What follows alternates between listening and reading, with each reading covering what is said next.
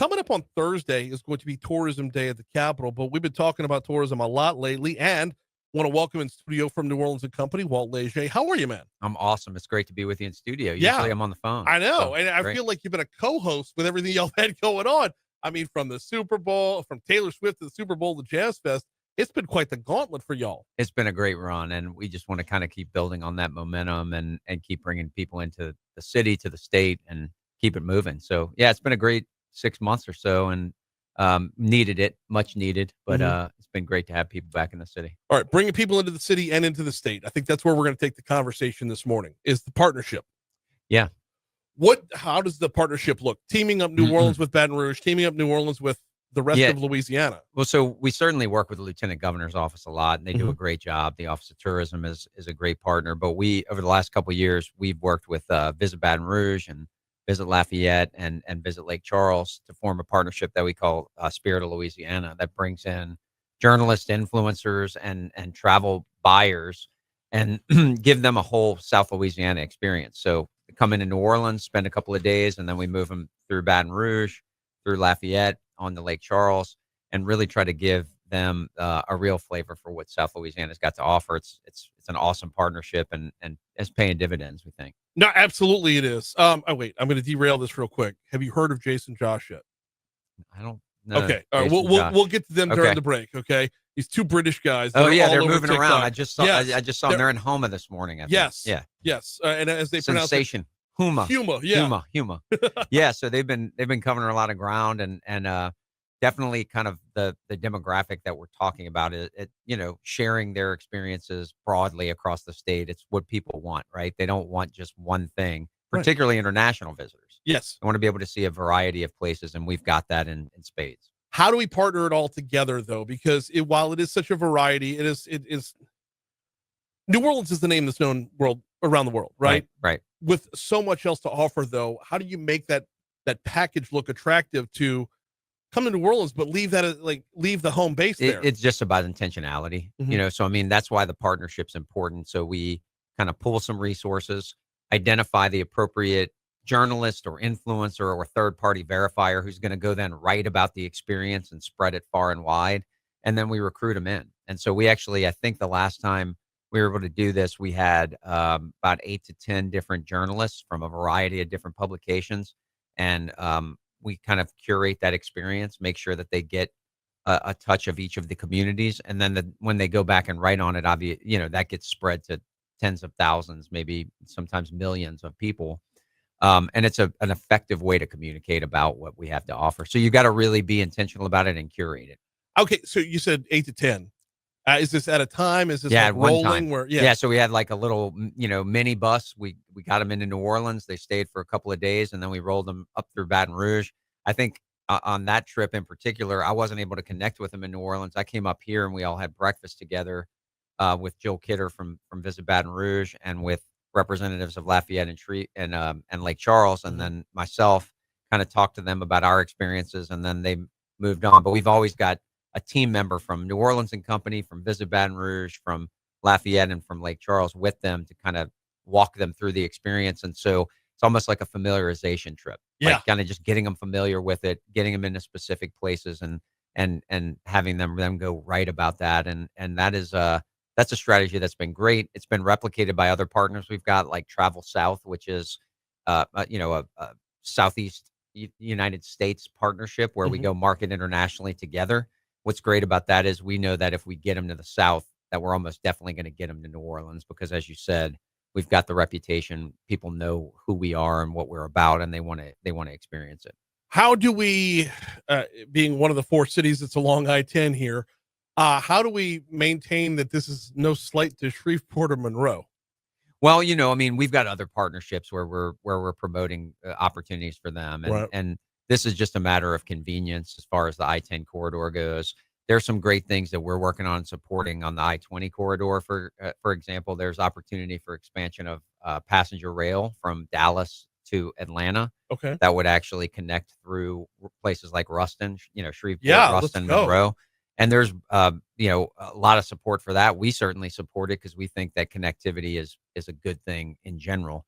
So no doubt the lieutenant governor's office does a great job, and we certainly talk about the rest of the state as well. But this is kind of a smaller partnership that's geared towards the I-10 corridor, and we think that it's particularly important as we lead up to FIFA World Cup in 26. Some of these other opportunities, because you've got Houston, you've got Dallas, you've got Miami and Atlanta all hosting FIFA World Cup. It's going to be a month-long kind of celebration.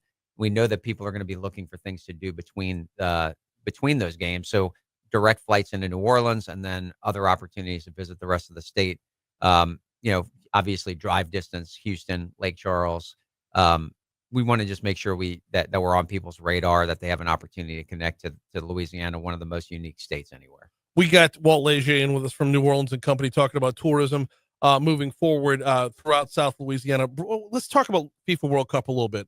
What's it going to look like room nights wise? What's it going to look like travel wise? Like how, obviously it's not, everything's going to be looked under the Super Bowl lens, right? Right. But right now in Baton Rouge, we've got the bowlers in from, which is massive. It is, yeah. But it's not all at once. It's this like 4 or 5 month boost of about 20% occupancy over the course of that time. What does FIFA World Cup look like?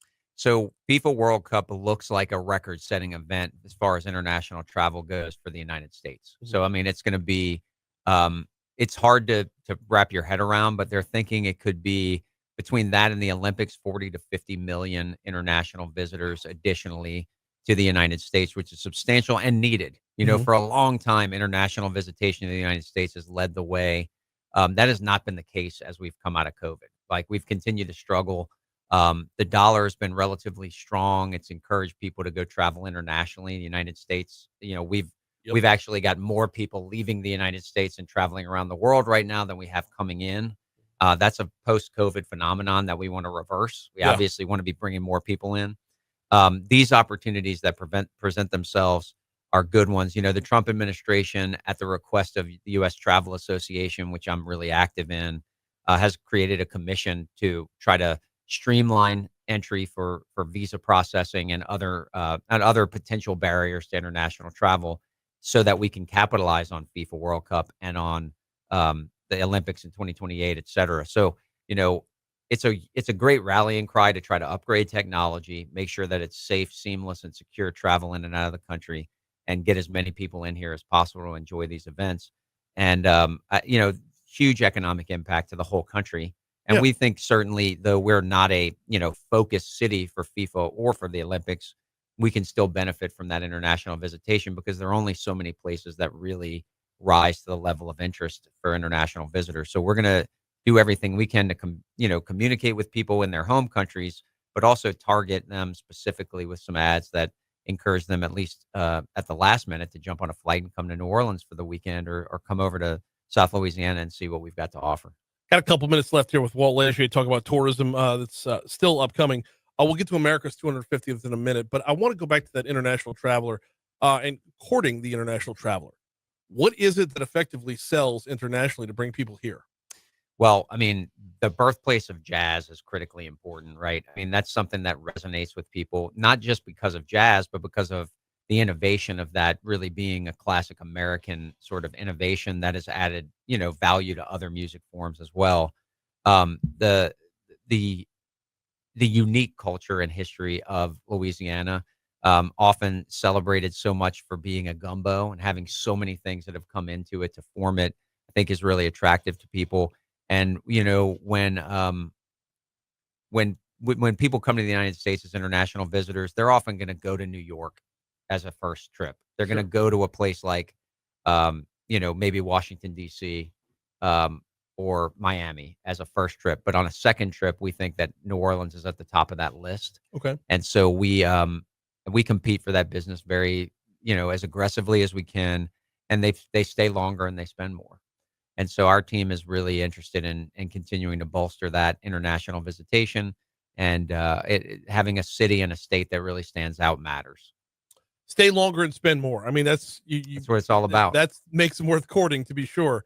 I know. So it's been forever since I've worked in hotels, but bringing in tours from France and bringing in tours from Canada, the Cajun culture has a lot of appeal worldwide.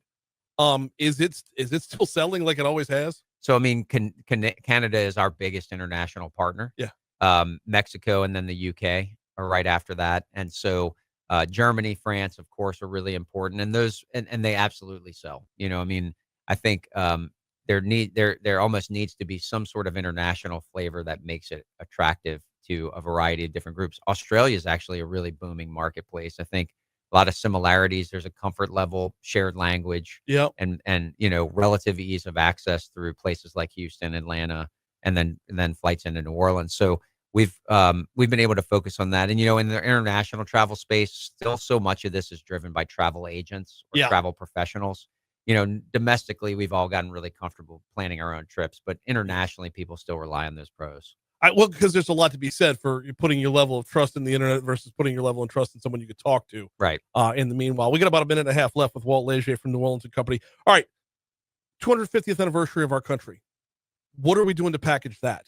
Biggest aspect of it from our perspective, a couple of things. There's already a great exhibit at the Cabildo that the Lieutenant Governor kind of launched, and State Museum launched in the last couple months to celebrate Lafayette and his contributions to the Revolutionary War, and particularly connections to Louisiana.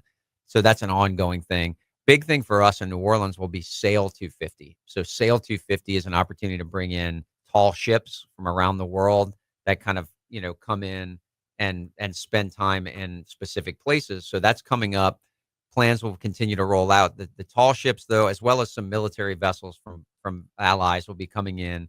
They're only going to go to a few places: New Orleans, Norfolk, Virginia, um, I believe Boston, and New York. And so we're one of four cities that'll be able to participate in that, and that'll be a big deal for us. I think that'll be maybe one of our most significant contributions to that celebration of 250. Okay. Big thing for us is we're still kind of curating how we're going to promote and celebrate it, but Louisiana is really indispensable to our country for so many reasons. Oh my goodness, yes. And so we're gonna work on a real on a campaign that really celebrates that, leans into celebrating 250 years, but also reminding people of why without the state of Louisiana, the 250th celebration of our country is probably not as likely as it would have been without us. Well, I'm sure the Battle of Baton Rouge will play prominently in that as well. I know Lafayette was definitely going to spend some time in Baton Rouge because when he did sort of a victory tour after the Revolutionary War, he did spend some time here in Baton Rouge and also in New Orleans. And so kind of trying to recreate that and celebrate it.